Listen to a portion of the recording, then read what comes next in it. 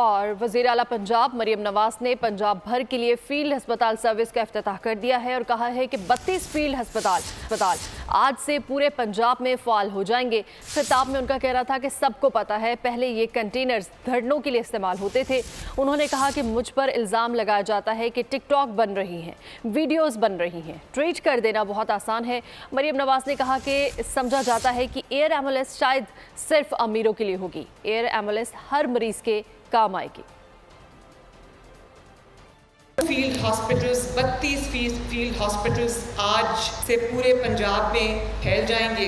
Interesting बात यह है कि आज से पहले कंटेनर्स जो हैं वो किस लिए इस्तेमाल होते थे मुझे वो कहने की ज़रूरत नहीं है। कंटेनर्स को गिराओ, जलाओ, आग लगा दो, बिल फाड़ दो, ये कर दो, वो कर दो।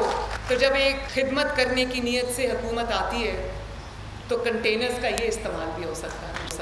मेरे पे इल्ज़ाम लगता है, मैं टीवी देखती हूँ, हंसती भी हूँ कि टिकटॉक्स बन रही हैं और सोशल मीडिया कवरेज हो रही है और कैमरास होते हैं। तो मैं आपको ये कहना चाहती हूँ कि मैं भी चाहती हूँ कि आप लोग अपने घरों से, अपने कंफर्ट जोन से, अपने एसी वाले कमरों से बाहर निकलें, कोई काम करें ताकि आपकी भी टिकटॉक बने, आपकी भी वीडियोस बने, आपकी भी कवरेज हो।